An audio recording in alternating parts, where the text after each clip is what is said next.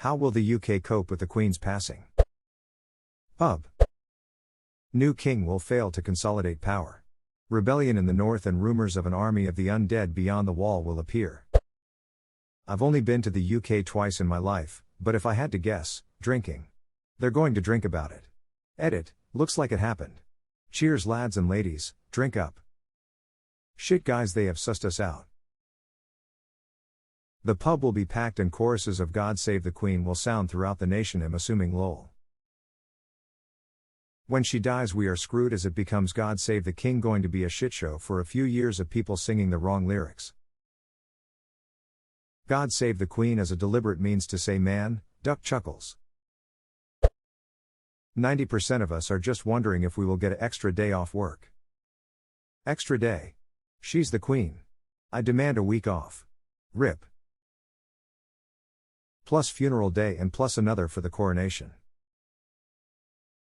And a couple of grief days. If it's only the one day, I'll be phoning my boss to tell him I'm too grief-stricken to go to work. I'll be shocked. Shocked. I tell you. To hear of Mam's passing. Boss, but you always yap about how the monarchy does not need to exist in modern soci. You, my queen. I guess Elton John will have to repurpose another old song. Maybe Crocodile Rock? Promote a pawn to a new queen? Charles will be so excited to finally be king he'll kick over from a heart attack. Could you imagine being told from the time you're a young child, and one day you'll be king? Then 70 years go by and you're just like, what the duck? Especially since other monarchs like the Dutch abdicated when they started to get into retirement age. Yeah, Elizabeth was crowned when Juliana was queen. Eventually Juliana abdicated in favor of her daughter Beatrix, and Beatrix abdicated in favor of her son Willem-Alexander nearly 10 years ago. And even Juliana got the throne after the abdication of her mother, Wilhelmina. And from the 3 Willems before her, only the second sat truly till his death. The Dutch are a little more loose with the rules, it seems. I think the Dutch have it right, but as other people commented, I think the trauma of her uncle's abdication, and especially the effect on her father's health, meant that she took her vow to serve till death more personally than someone else may have. If she passes, or has already, today, we'll be welcoming in a new PM and new monarch in the same week. I'm not sure how that would affect me personally, if at all, but it's certainly going to create a chaotic transition period. Edit, and there we go.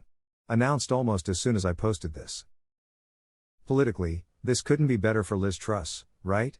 Instead of spending her first 2 weeks dealing with the shambles of Conservative Party policy and practice plus the fallout of coming right after Bojo, Truss gets to do nothing but appear statesmanlike for a couple weeks, appropriately memorialize the Queen, hit the reset button on everything policy-wise, and start with a clean slate. I do wonder how the energy measures are going to be announced. It's supposed to be tomorrow.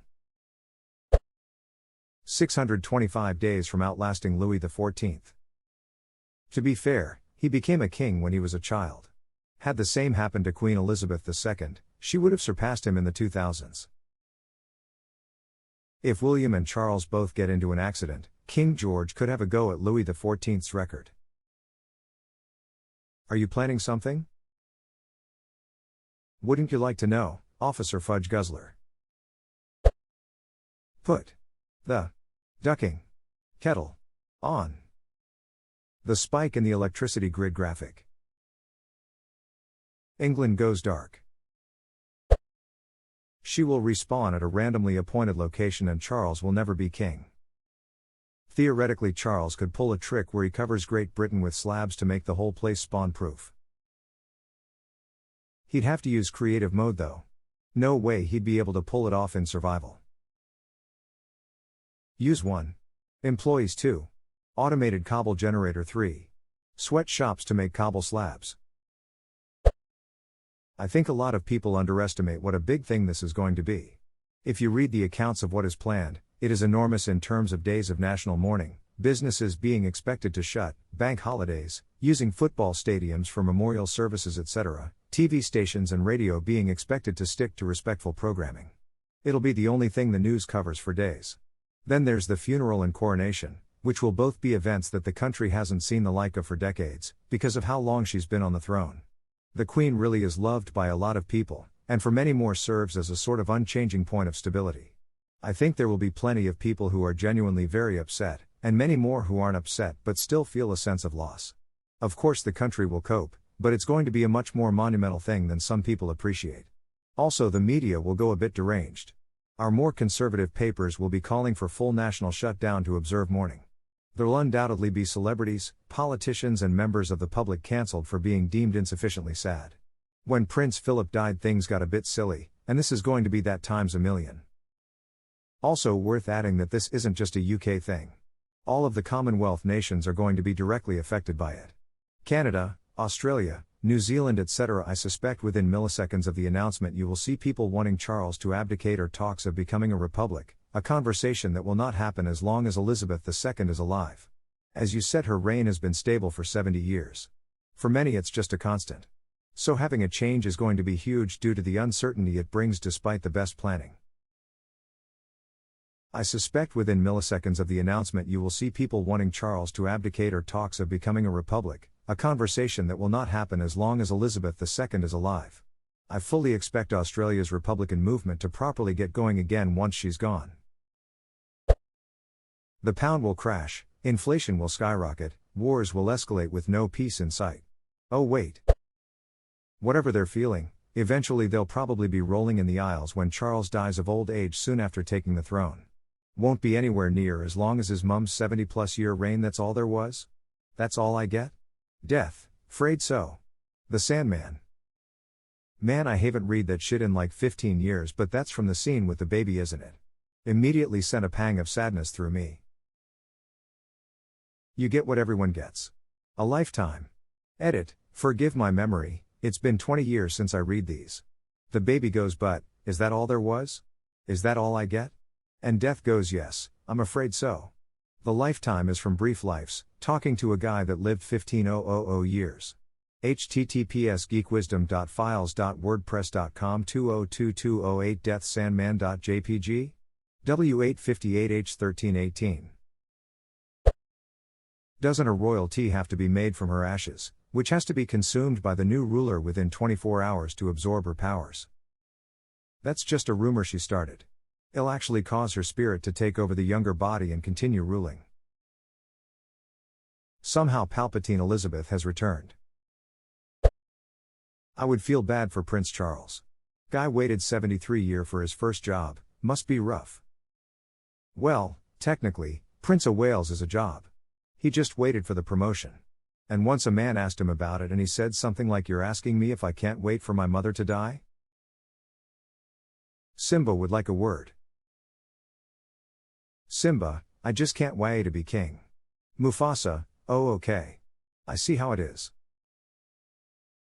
Mufasa, now I'm going to make you feel really guilty for saying that plot twist. He planned this whole thing with Scar so he could traumatize his kid out of spite.